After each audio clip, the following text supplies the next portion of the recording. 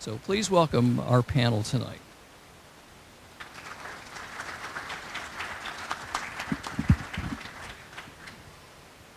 And this is going to be kind of informal. What we're going to do, we're going to kick around a couple of things. And Jonesy, if you want to bring up that first slide here, we're going to talk a little bit about their background. So let's go down to the end down here to Doug. If you'll grab a mic there, and you two guys will share it, and I'll share it here with Bob. And we'll talk a little bit about what you do. Well, simply put, that is an incredibly clean newsroom.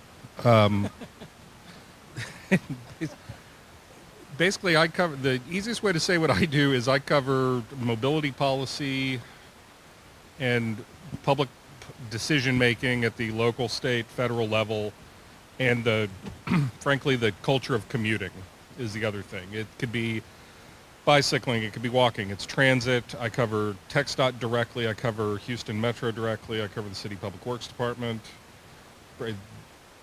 frequently county infrastructure. It can be anything. If somebody's building a road, if they're building a bike lane, the funding of it is going to be a large part of what I'm tracking in the decision making of where that's going on. I don't have as day-to-day and direct a role in the business of transportation, like logistics, trucking, but that is a evident part of what we do and what I do.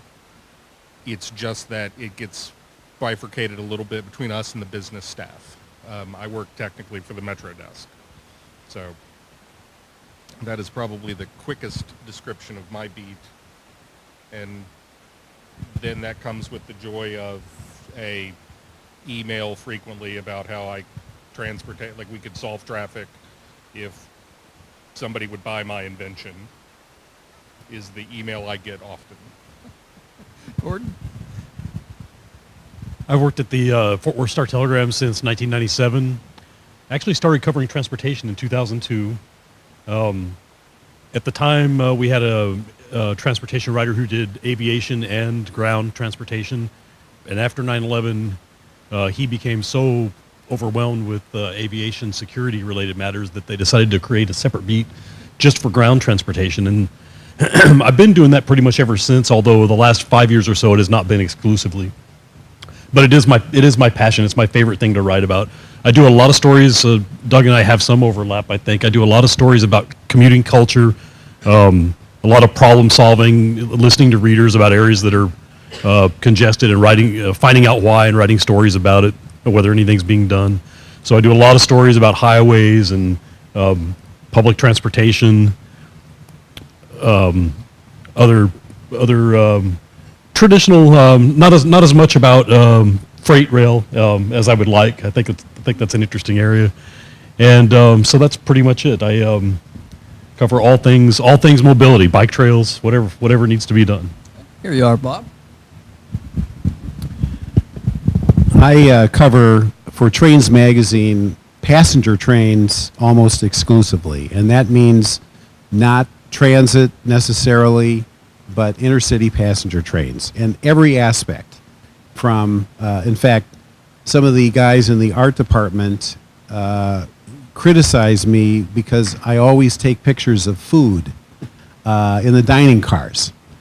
That's one thing, but operations, from Brightline to Amtrak, it's something that really interests me.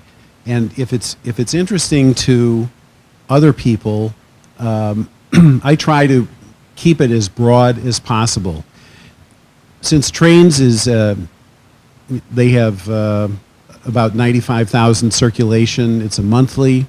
It not only is in the U.S. but in Canada and around the world. We mainly just do domestic coverage, but I like to also go overseas and see what's going on over there because we certainly don't have a lock on the best passenger rail in the world. But I think that really it's very interesting with operations. I think lately with Amtrak it's gotten more political. You have to get behind the scenes. You have to talk about management. You have to talk about what are their motivations. I recently did a feature on Amtrak's Money Mystery, which is about cost allocation. I think it's important that everybody understand what is going on in the business.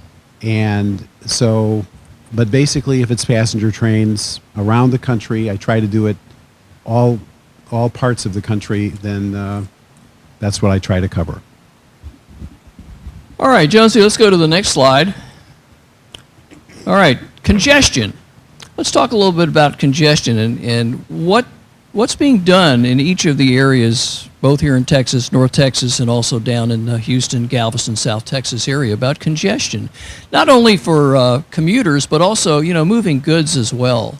Doug, let's start it off with you because you've got the Port of Houston down there, you've got commuters, you've got everything down there. Yeah, it's a joy to have all that sharing the same space in so many cases that I think that you're never going to have a discussion of Houston without saying that it is a congested place for a multitude of reasons, and as a result, the solutions are in multiple buckets. TxDOT funding is in different categories. So when you talk about solving congestion or fixing congestion, you're not. I don't know that you I don't know that you solve congestion. You make congestion slightly better, or you allow for congestion to move in a different place in a different way by investing. The state has probably the thing that's going to get the most attention in Houston is Texas Clear Lanes, where you have highway spending to relieve bottlenecks, relieve places where the freeway isn't wide enough. But that comes with induced demand, and you build a bigger freeway, you're going to just attract more traffic. So I think TxDOT, I think the local officials are all looking at transit to relieve congestion when it comes to commuters and students and people and how they move in the urban core. But certainly there's also a lot of look at investment in how to make goods movement happen without causing more congestion or causing it to have a cost to deliver the salmon to this hotel. If there are a lot of innovative ways to have that done, I'm not certain that there's one, as much as everybody investing in different things, pulling all the levers. Gordon, you have a project there in Fort Worth that may help to relieve congestion a little bit. Yeah, in the Fort Worth area, for many years I covered the transportation beat, and most of the talk was about the congestion was getting worse year by year, and we didn't have the funding to expand the highways. Then we looked to toll roads and toll lanes for an answer, and actually if you look at the Fort Worth highway, the highway grid now with the toll express lanes and North Texas Tollway Authority projects, it actually moves pretty well now if you've got the money to afford the tolls. If you don't, then it's not much better than it ever has been.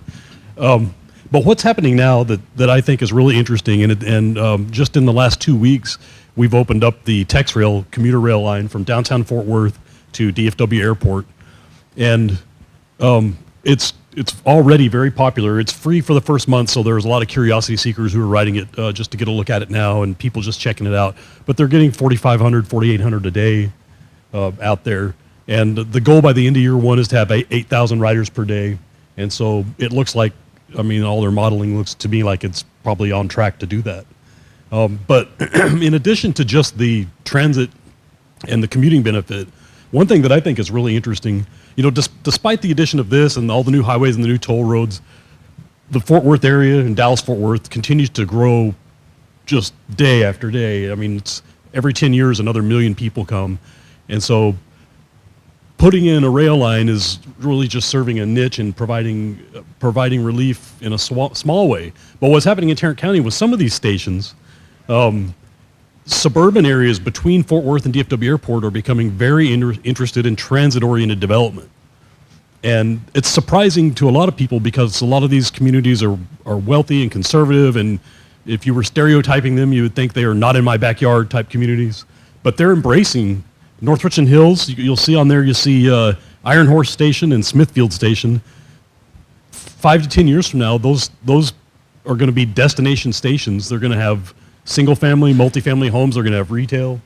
And then Grapevine Main Street, which is on the upper right, Grapevine is already a walkable, the central part of Grapevine is already a walkable area, and they didn't want to join. Trinity Metro is the local transit agency that built this line, and they didn't want to, it cost a half cent of your sales, voters have to agree to a half cent sales tax to join Trinity Metro, and these suburban cities have not wanted to do that for all these years.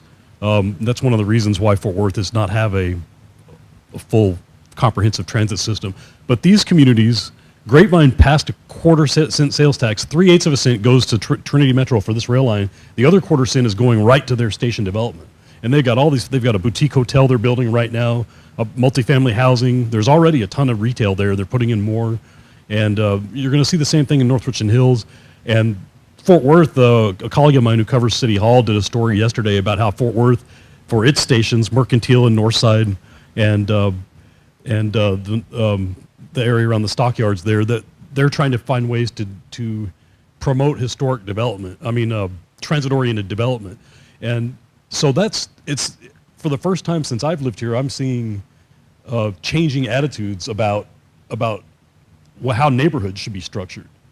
And I think this rail line I think there's a momentum being created by having, I don't know if any of you have had a chance to check out TexRail, but it's, the cars are Stadler self-propelled diesel cars, but they're very smooth and modern, and it kind of feels like a streetcar, but it really doesn't feel like an old clanging, noisy streetcar. It's just an ultra-modern streetcar, and it's very popular with people who you wouldn't think would support transit. And so I think, and the other similar development I wanted to tell you about involves the old Trinity Railway Express line, which that was opened in 1996, and it got all the way to Fort Worth in 2001. And that's also a popular rail line. I think they do about 7,000 to 8,000 riders per day. However, that runs along the Trinity River bottoms, and it's not an area where there hasn't really been transit-oriented development. This is more of a traditional commuter line. But there's one stop in particular in Richland Hills, Texas. That city voted out of Trinity Metro a year or two ago. And so Trinity Metro is going to close that station, and a mile down the road in the just off of Loop 820, if you look here where it says Richland Hills, just a little bit to the east of there, they're going to open a station called Trinity Lakes, and it's in an old area that was gutted out by gravel pits from dating back 100 years ago, and they've got a very elaborate plan to create a tax increment financing district around that, and that's going to be very large amount of single-family housing, the kind of housing that you would expect young families with small kids to have, but also some multifamily housing, and then a lot of retail. And that is something that it looks like is also going to be done in the next 2 or 3 years. So you're even seeing transit-oriented development on an old commuter line that isn't really made for transit-oriented development. And I do think that this is going to continue to be a niche in Fort Worth. It's not going to solve with all the people coming here for jobs and whatnot. It's not going to be the single answer. But I think this interest in infill is something we're going to continue to see more of, and there are going to be a lot of places, including cities along these lines that had never had interest in transit before, that are going to want to try to find a way to plug into it. Well, Bob, you're from Chicago. That's a pretty well congested area. I don't know what you see around the country as you travel, and how we're moving our people and goods, and are we doing a very good job about it? Well, I think the first thing I want to talk about is the I-35 corridor down here. Amtrak recently decided that they're not going to run more than 2 coaches south of St. Louis on the Texas Eagle.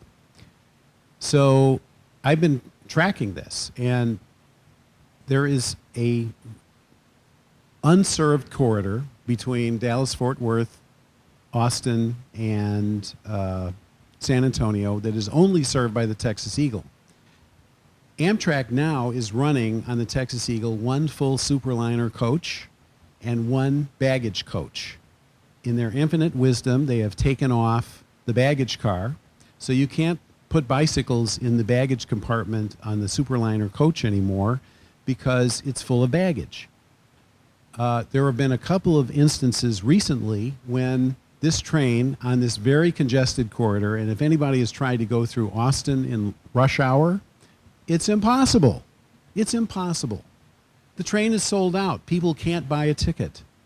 And one of the things that I've been investigating was that on a couple of occasions, that train, the northbound train, was sold out between Cleburne and Fort Worth because they didn't have 3 coaches on the train. So you want to solve a congestion problem? Amtrak's got a corridor. Texas isn't paying for it. They don't pay for, they pay for the Heartland Flyer somewhat. But it's a travesty that here is a company that is supposed to be solve mobility problems throughout the country, and they have, they're in their infinite wisdom in trying to cut costs. They've decided, well, we don't know anything about revenue. We just want to cut costs. So, I mean, that's my first thing. But obviously in Chicago, I think the biggest issue there is the reverse commute. There are jobs in the suburbs. There are fewer jobs in the suburbs now than there used to be, but people want to live in the city.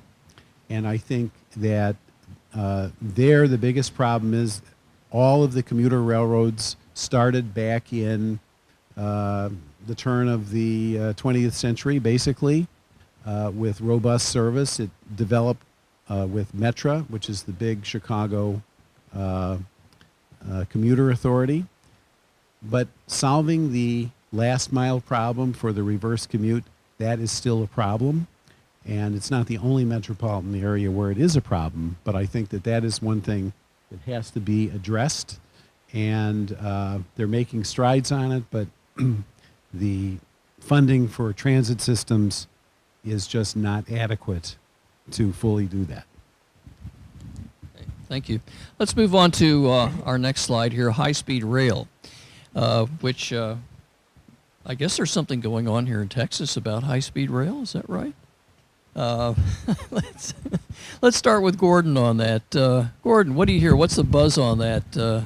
Actually, I was hoping to come to this event and learn what's going on with high-speed rail more than provide you any information. Well, Tim Keith from Texas Central, the president of Texas Central, will be here tomorrow.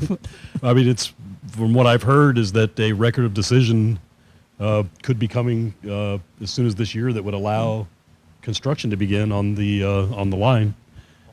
So. People in Fort Worth excited about this? Well, I was going to say my view, before I was going to mention that, I was going to say my view on that is, well, if they've really got the money they say they got, I guess we'll see construction pretty soon, you know. But, I mean, in Fort Worth and Arlington and probably other parts of the state as well, the concern is, are we being left out? You know, TxDOT's High-Speed Rail Commission, which is chaired by William Meadows, the former TxDOT or Transportation Commission member, and also has Jeff Williams, the mayor of Arlington, on it. They've pushed very hard to have the 2 studies going on high-speed rail.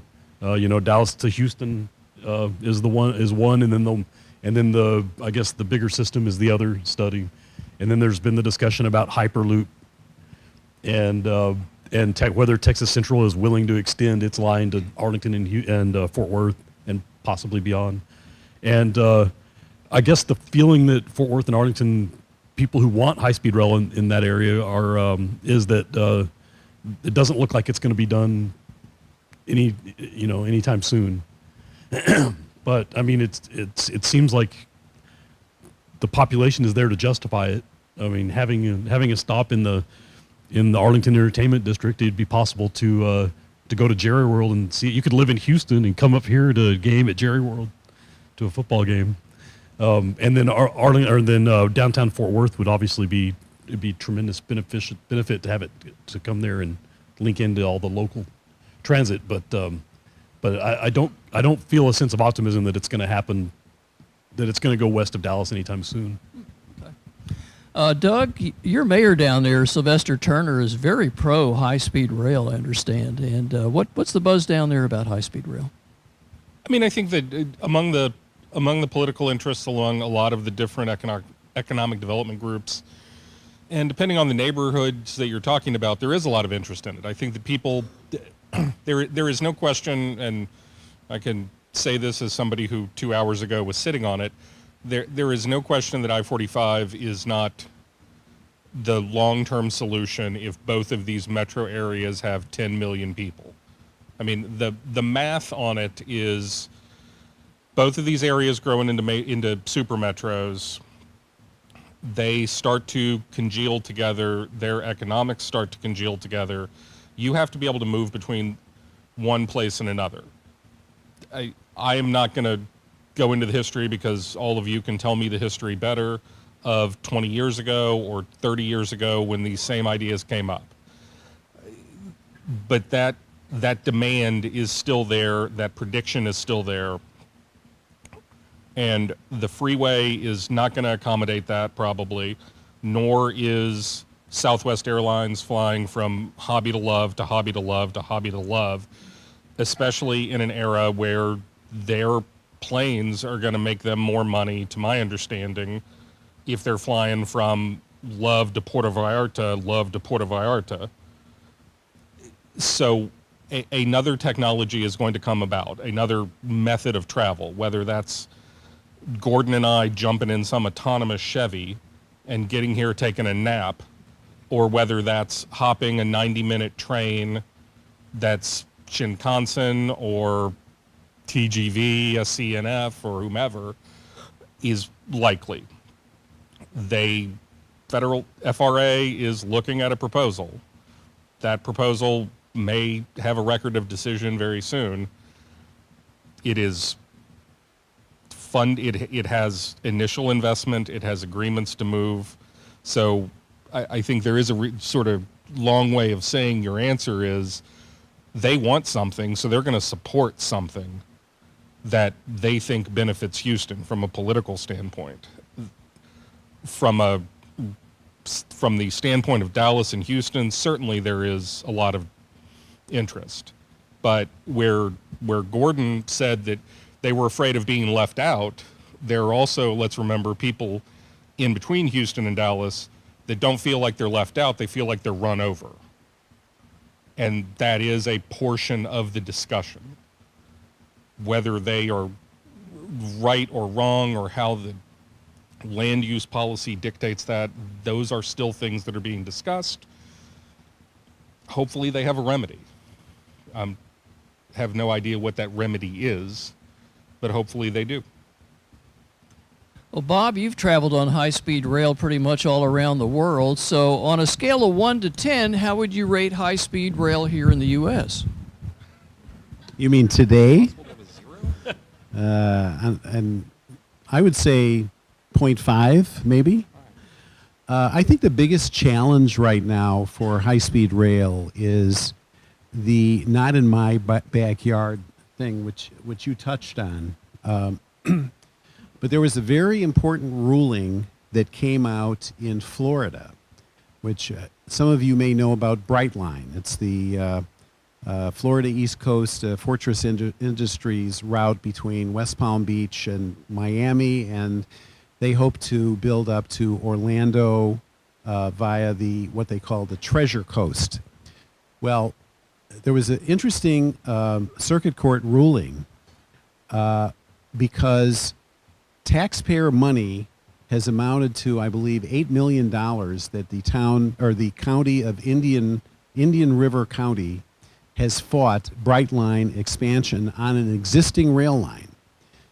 And what's interesting here is that this is a microcosm of what's going on between Dallas and Houston, other routes, California especially, where you have people saying, you know what, you can't build this train here. We're just not going to let you do this. What was important about the Florida ruling, which occurred on December 24th, was that the circuit court judge said, look, you guys are saying that the Federal Railroad Administration didn't do their job. You want a different standard? Well, you're not going to get it.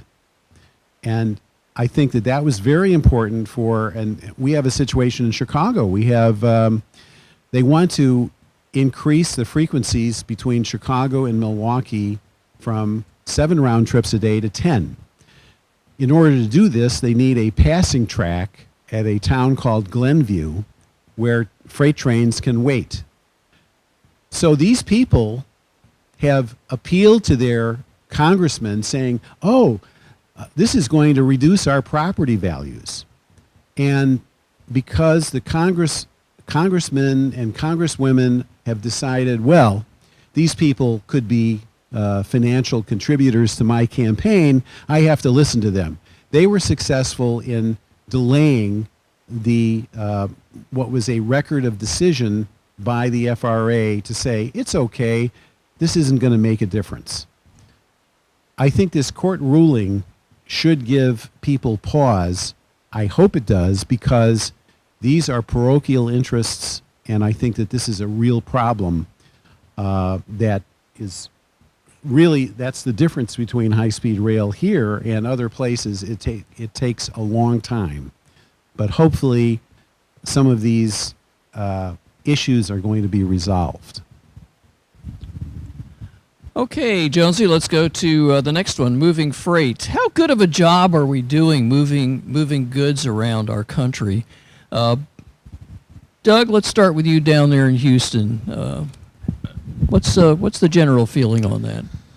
I'm going to try to rephrase the question a little bit. I think if there is a general feeling in Houston, it's that not enough attention is paid to how we move freight, because most people pay attention to how we move freight when a TEU box on the back of a flatbed truck hits the Houston Avenue Bridge, more than when they think about how it's got to move legitimately through the area at the same time.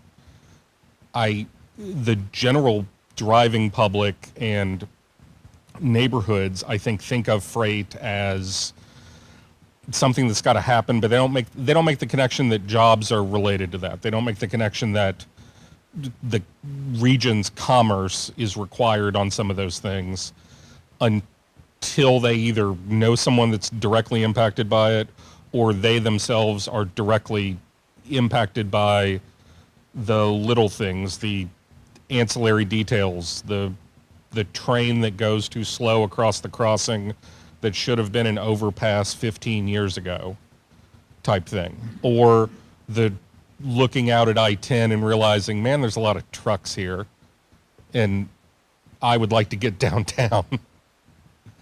So I think that most of the people that are efforting to alleviate it know that freight is a huge part of the discussion in the Houston area, because the port and the trucking interests and the railroads move so many of the items into the area and then have to redistribute and move through just to deliver goods. I mean, there's 7 million people in the area, so having 3 belts of freeway and some crosstown freeways, there's just a lot of florists that need to get around, man. I mean, like, never mind all the trucking interest, never mind all the oil and gas. That moving that, I think there is a greater interest in moving that when it doesn't inconvenience the driving public. But I don't know that that's functional or feasible, or that the government is going to put money into that. Gordon, in your region, Tarrant County, for instance, there's been billions of dollars invested in the roadway system. Has that helped the movement of freight any? Well, I mean, it has, except for that there's more and more freight to move every day. The capacity grows, but so does the demand. And we have in the Fort Worth area, we have Alliance Airport and the BNSF Intermodal Yard. Incredible how many intermodal containers are out there. It's an ocean of them. speaking of ocean, I think Michael Morris from the North Central Texas Council of Governments, he's the local transportation guru. I think he said that Dallas-Fort Worth is the largest inland port in the world, the largest freight operation in the world that's not located at a seaport. Hope I'm not misquoting him on that. But yeah, the Dallas-Fort Worth Airport has a large cargo operation. And, we years ago when we banned trucks in the left lane of Interstate 30, there was a lot of uproar about that, and there was a lot of talk about the trucks going through Dallas-Fort Worth. But 2/3 of them are stopping in Dallas-Fort Worth, And so I think, like Doug said, I think there's moving freight from one state to another or from one country to another, but there's also getting it the last mile and that sort of thing. And so I think technology is where the answer is. A more efficient use of at least at the local, at least moving freight within the region. I think the private sector is going to look to technology for answers on that. Well, Bob, you interact on passenger trains with freight a lot. Is there room for improvement? Well, I think the jury is still out on what's going to happen with this precision scheduled railroading. There's the battle of statutory preference of passenger trains, which basically the freight railroads have thumbed their nose at that concept. But it is possible to run passenger and freight together. And I think that the major difference right now is that there is no, in terms of the interaction between freight and passenger trains, there is no statute that actually governs the railroads' actions, so they can pretty well do whatever they want. And that results in, like, for example, I came down here on the Texas Eagle from Chicago. What happened was that the Union Pacific crew just decided, well, we're going to work on the tracks for about an hour between Longview and Mineola. So we sat. And originally the conductor said it was a broken rail, but it wasn't a broken rail. This was a gang that was working out there. So I think those problems are going to persist. But as everybody else has said, the freight traffic has gotten more intense, so it's not an easy problem to solve. And you can't just simply say, well, the passenger train should have priority. That's not going to work. But somebody has to get in and talk to all the parties and say, can't we all just get along? Okay, Jonesy, let's go to the next slide, and let's talk a little bit about high-tech transportation, things that are popping up, seems almost every day, from tunnels to sky vehicles, you name it, personal vehicles, autonomous vehicles. Any special projects, anything going on in the Houston area? Any buzz down there? Metro, the transit agency, is going to start running an autonomous shuttle along the Texas Southern University campus that will be able to link to eventually one of the light rail lines, but in sort of the cascade of intended consequences, the autonomous shuttle can right now only operate really on the Tiger Walk, which is nice and paved and smooth, because Cleburne Street is in a condition where they're not sure that the autonomous shuttle will understand that it's on a street. And so they have to fix Cleburne Street first so that the autonomous shuttle can operate and get to the light rail line. I have not heard recently about it, but I think I don't know if this is sort of the Supreme Court pornography decision of, like, you know it when you see it. I don't know if it's exactly rail, but there is a freight shuttle that TTI has they have talked about, and I know that it's gotten some interest from the Port of Houston, that is automated shuttling of the containers from one point to another. It's not going to be a long distance decision, but they've talked about it at the Port of Laredo. They've talked about it at the Port Houston, where it can make that very efficient movement on and off a seaport or across a border. That I think it's an interesting one. I think it's one that it's got a high cost, but it's also got a good return on investment from a lot of people that I've heard. And it may be the next iteration of autonomy, because autonomy is not necessarily going to be this magical leap from me driving to the car from the Jetsons that then just drops me out the bottom. I think that trucking is going to be more autonomous. Trains are going to be more autonomous. All of the buses are going to be autonomous in a certain platooning method, probably in the center. That's why HOV and hot lanes, for example, in some cities are going to be the test beds for autonomy when it comes to buses and cars, because it's consistent. Once you're in that lane, you're in that lane. You just have to be able to disengage it before it drives through the George Bush statue and into the bayou in downtown Houston when you get out of the HOV lane. So I think there are a lot of those things, but when we talk about high tech, I think we're talking about things that are going to move incrementally and then make these, big leaps. But I don't know which one is that. Gordon, was it you that wrote an article about Elon Musk and that idea of running above ground, those pods through a tunnel? Did you have an article? It might have been me. If you're thinking of the Hyperloop, it probably was me. It's been a while. Okay, yeah, the Hyperloop. What's going on with any autonomous vehicles in your neck of the woods?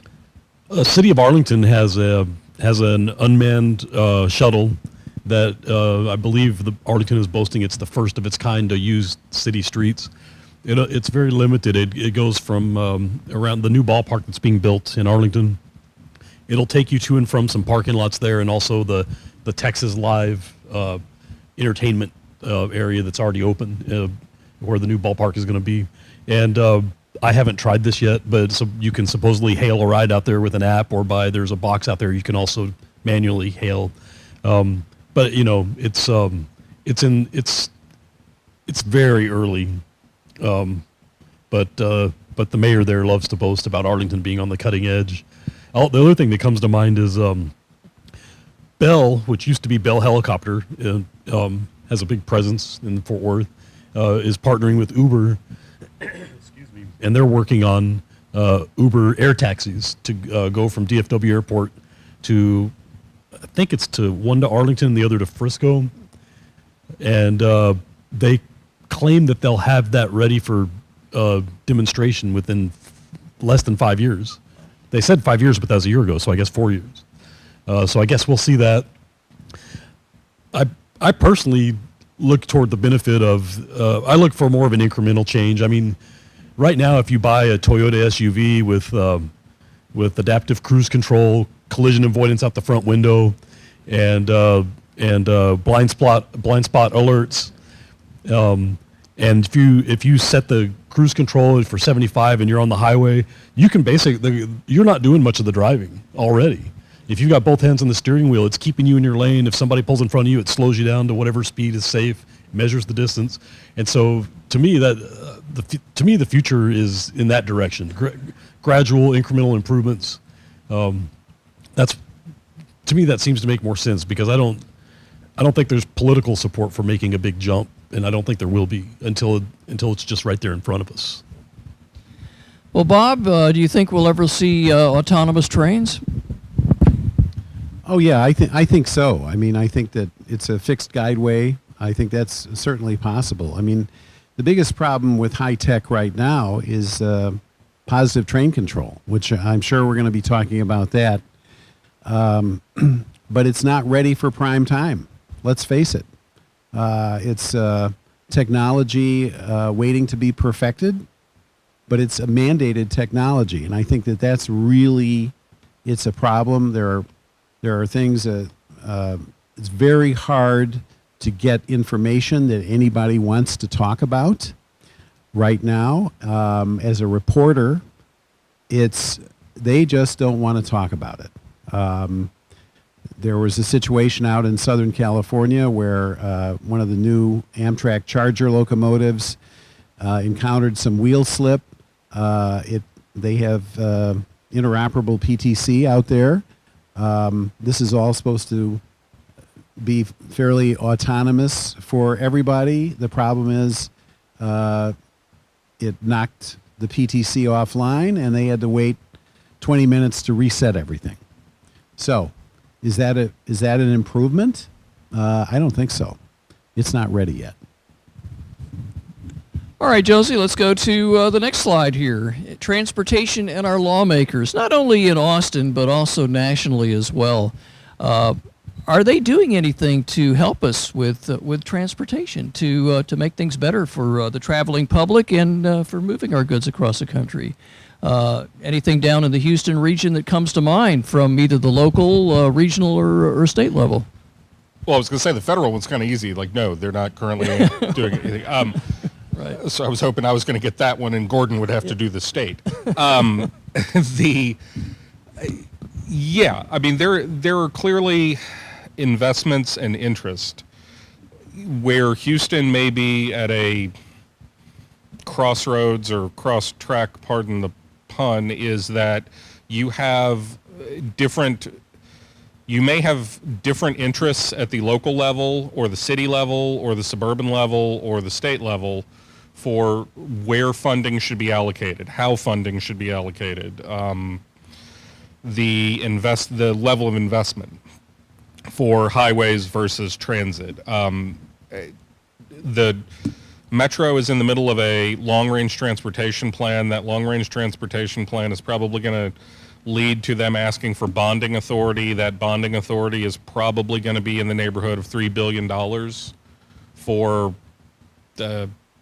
30 years, 20 years, something like that. That's probably going to be on the ballot with the same on the same November ballot this year as the mayoral election. So those two things are probably going to interact.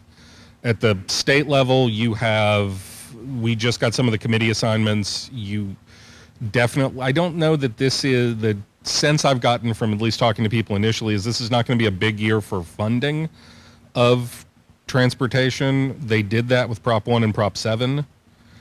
And so that's pretty well locked in. You have a long-range rail plan, as you pointed out, that's being put together. TxDOT is always looking for how their funding may change, but they're through sunset. They have Prop 1 and Prop 7. Texas Clear Lanes projects are getting built. I don't know that anybody's going to go hat in hand and ask for money. The curiosity I have, and this is just in the last 24 hours, is one of the state lawmakers now, Ben Lamont, used to be the county judge in Leon County and was one of the most vocal opponents of the Texas Central bullet train. He's now on the House Transportation Committee. I have no earthly idea what that means. But he's on the Transportation Committee, and so I don't know that has an effect of reviving any of the lawmaker discussions that we had, or whether or not that the company and the project are past all of that and awaiting federal approval. Gordon, up here in North Texas, transportation seems to be still a pretty hot item. We've got the North Central Texas Council of Governments, and they're extremely active in transportation. Do you see any legislation on the horizon or anything that is going to shape the future? You know, I was, when you mentioned the Council of Governments, and I was thinking about some of the things Doug said about locally. I guess I can become a bit jaded when it comes to federal and state politics. I haven't heard of any major initiatives that are going to be coming out. It seems to me like most of the big problems are solved at the local level in the metro areas in Texas, and probably a lot of other places as well. DFW Airport needs infrastructure improvements. They do it. They issue some debt and they pay for it, using the private sector revenue from American Airlines and the other carriers. You know, the North Texas Tollway needs to make some improvements. They have bonding authority. They issue debt. They pay for it. You know, the Clear Lanes did provide some money for a couple of projects locally, but those projects, the governor's office might object to me saying this, but those projects existed before Clear Lanes. It's, to me, it was a little bit of repackaging of projects that were already in the pipeline at the North Central Texas Council of Governments years before. It was good that they got funded, but so anyway, I haven't heard. This is another issue that I was hoping to hear from people at this event and try to get some leads on what might happen, because I haven't heard anything dramatically different about what might happen at the state or the federal level in the next year or 2 years. Yeah, we'll be getting a legislative update tomorrow morning, so keep your ears open for that. Might find yourself a story. Okay, Bob, do we need a national transportation policy? Do we have one? You know, I got into writing about trains because in 1990, I wrote an op-ed in the Chicago Tribune about, I can't remember, Skinner, I think, was the transportation secretary, and he was on the Today Show, and he said, people from around the world are coming to the United States and seeing what a great transportation policy that we have here. And I, parroted that back, and I said, who is he kidding? That was 1990, so here we are. There's a lot of mode specific. There are a lot of silos in the whole transportation realm, and that's especially affected rail transportation.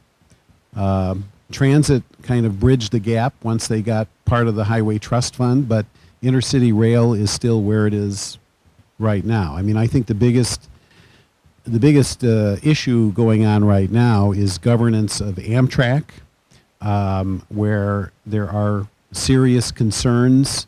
I think what's changed, a couple of things have changed. The Southwest chief threat that Amtrak management said, we're going to truncate the train and run buses, that activated senators from Colorado, Kansas, and New Mexico. They are now paying attention to what Amtrak is doing. That didn't happen before. And then the second thing is what happened in November. We have a different party in control. Not that the Democrats are going to do too much different than the Republicans did when they were in control of the House, but I think that the landscape has changed. So we're just going to have to watch and see how those two aspects play out. Okay, finally, our last slide, the future. This gets a little bit more personal. What do you want to see in the future, Doug? What's in transportation? What's your wild idea?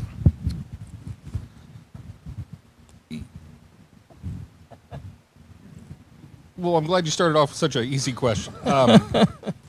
What do I want to see in the? Yeah. What I would like to see is more. It's not what I would like to see as much as I think what we're going to see, which is urban areas are going to get much more multimodal. The cities are going to look. Suburbs are going to look a lot more like cities before cities look a lot more like suburbs in terms of design, density. You are going to see amenities come back and modes of travel. I mean, we already do to a sense that we have we have exercised ourselves from walking in some cases, and because in Dallas, I mean, you can ride one scooter to another scooter at this point on the sidewalk, and if we stacked them all together, we could probably just walk across the Trinity Levee or something like that. But those are real technologies that are they're simple. It's the same way Dennis the Menace got around, but it's changing how things are moving in cities, so that the Mockingbird stations of the world are probably going to be what shopping centers look like. And if you go to other parts of the world that have already faced density in just high numbers, all of that starts to blend together. Train stations in Thailand are malls. Like that's if you get off the light rail in Bangkok, you're in a mall. That's just where they all let you out.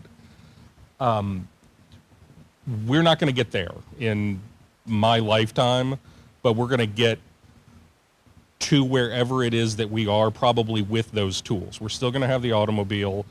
There are going to be some people that are going to, their car keys will be taken along with their gun in Texas. It's just not going to happen.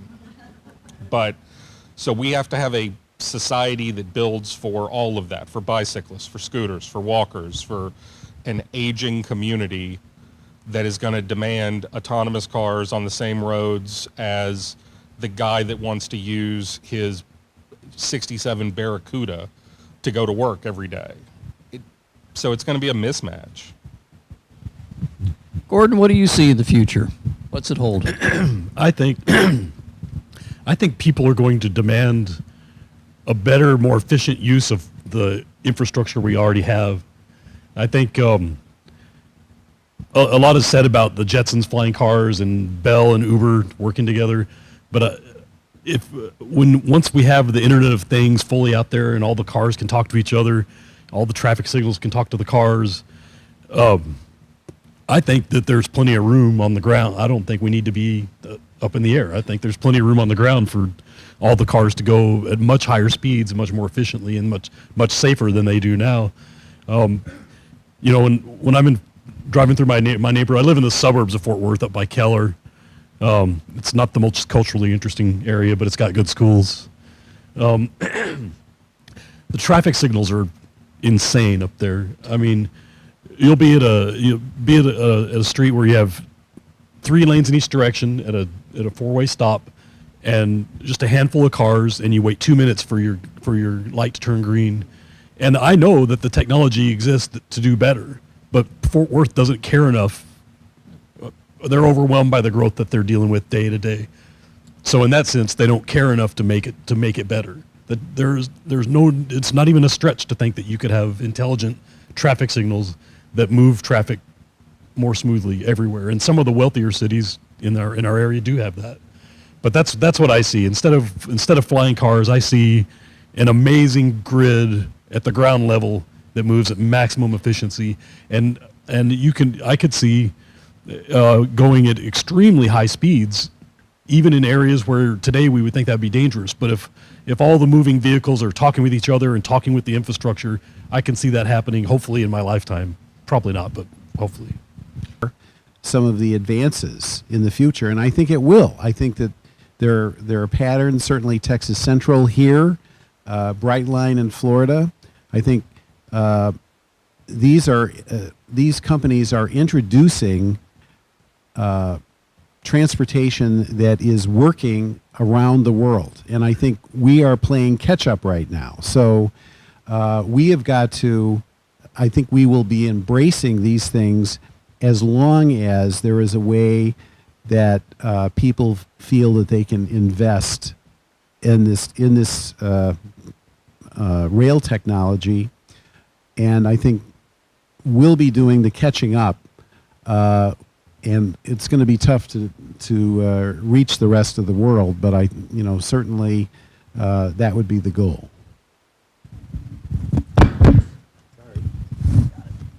All right. Well, thank you. How about a hand for our 3 journalists tonight? Very informative. Thank you.